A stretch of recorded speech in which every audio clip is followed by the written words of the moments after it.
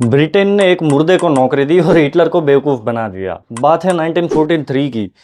World war to सबसे dangerous phase में था। तब एलाइड फोर्सेस ब्रिटेन और अमेरिका कुछ भी करके यूरोप में एंट्री लेना चाहती थी और उसका सबसे पहला पड़ाव था सिसिली। लेकिन यहाँ पर एक प्रॉब्लम थी। हिटलर भी ये बात बखूबी जानता था, तो उसने अपनी सारी जर्मन सेना पहले से वहां तैयार रखी थी। तब ब्रिटेन ने शुरू किया ऑपरेशन मिन्समीट। लंदन में एक बेगर वेल्स आदमी की डेड बॉडी मिली।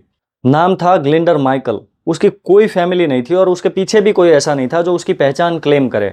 तो ब्रिटिश इंटेलिजेंस ने क्या किया, इसकी बॉडी उठाई और उसे एक नई पहचान दी, major William Martin, royal marine officer. और फिर शुरू हुआ अब तक का सबसे खतरनाक प्लान।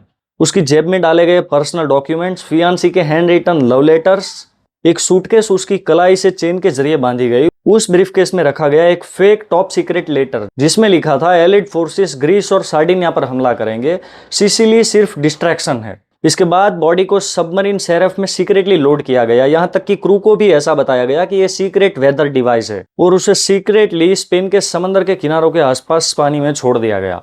और हुआ वैसा ही जैसा वो लोग चाहते थे। 30 अप्रैल 1943 स्पेन के किसी फिशरमैन को वो बॉडी मिल गई। स्पेन वैसे ऑफिशियली तो न्यूट्रल था, लेकिन सीक्रेटली जर्मनी के साथ वो डिटेल्स शेयर करता था। तो स्पेन अथॉरिटी ने क्या किया, ये डॉक्यूमेंट्स लिए और डॉक्यूमेंट सीक्रेटली जर्मनी तक पहुंचा दिए।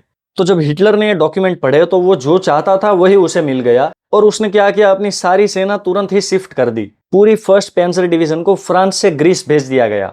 सिसिली से कई डिफेंसिव यूनिट हटा लिए गए और सार्डिनिया को हेवी रेनफोर्स किया गया। और फिर आया असली अटैक। 10 जुलाई 1943 करीब 1,60,000 एलाइड ट्रूप सिसिली पहुंचे।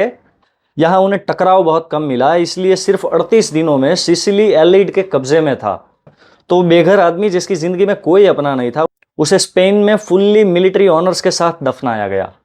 उसकी असली आइडेंटिटी 1996 तक सीक्रेट रखी गई। और इस पूरे इंटेलिजेंस के शुरुआती आइडियाज में शामिल था एक naval intelligence officer Ian Fleming, वही आदमी जिसने बाद में जेम्स बॉन्ड बनाया।